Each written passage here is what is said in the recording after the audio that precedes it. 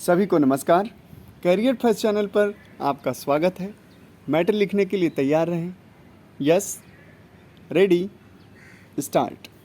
भारत के संविधान में अनुसूचित जातियों, दलितों तथा अनुसूचित जनजातियों, आदिवासियों तथा अन्य पिछड़े वर्गों का शैक्षिक तथा आर्थिक दृष्टि से उत्थान करने और उनकी सामाजिक अयोग्यताओं को दूर करने के उद्देश्य से उनको आवश्यक सुरक्षा तथा संरक्षण प्रदान करने के अन्य उपाय भी किए गए हैं।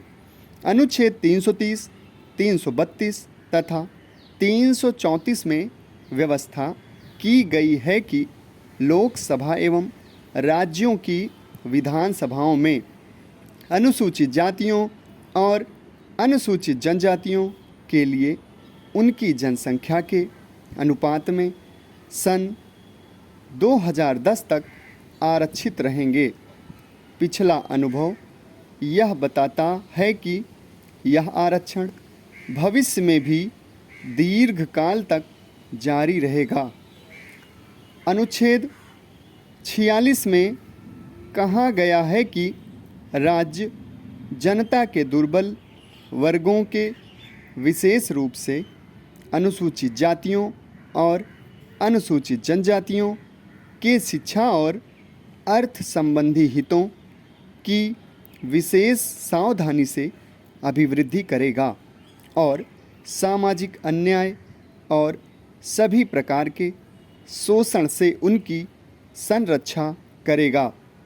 अनुच्छेद 164 में कहा गया है कि बिहार, मध्य प्रदेश और ओडिशा राज्यों में जनजातियों के कल्याण का प्रभारी एक मंत्री होगा, जो साथ ही अनुसूचित जातियों और पिछड़े वर्गों के कल्याण का या किसी अन्य कार्य का भी प्रभारी हो सकेगा।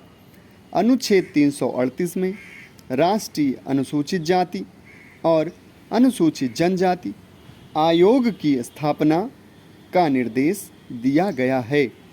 अनुच्छेद 340 में पिछड़े वर्गों की दशाओं का अन्वेषण के लिए आयोग की नियुक्ति का निर्देश है। संविधान के अनुच्छेद 15(4) में राज्य को नागरिकों के सामाजिक और शैक्षिक दृष्टि से पिछड़े वर्गों और अनुसूचित जाति तथा अनुसूचित जनजाति के लोगों के उत्थान के लिए विशेष उपाय करने का अधिकार प्रदान किया गया है।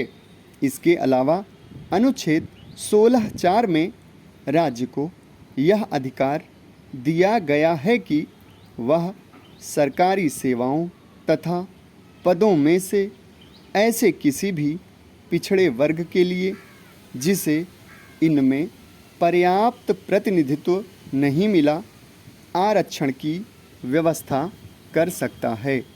इन प्रावधानों के अंतर्गत अनुसूचित जातियों एवं अनुसूचित जनजातियों को आरक्षण 1950 में ही मिल गया।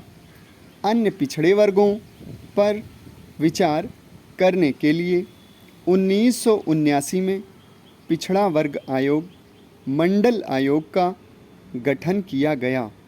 इस आयोग की सिफारिशों के आधार पर 13 अगस्त 1990 को एक सरकारी ज्ञापन जारी कर भारत सरकार ने अन्य पिछड़े वर्गों को 27% आरक्षण देने का निर्देश दिया। उच्चतम न्यायालय ने यह निर्णय दिया कि इस सरकारी ज्ञापन को लागू करते समय अन्य पिछड़े वर्गों में सामाजिक दृष्टि से आगे बढ़े हुए अति समृद्ध तबके को आरक्षण से बाहर रखा जाएगा। शिक्षण संस्थाओं में भी पिछड़े वर्गों के लिए आरक्षण की व्यवस्था की गई है। समाप्त। धन्यवाद।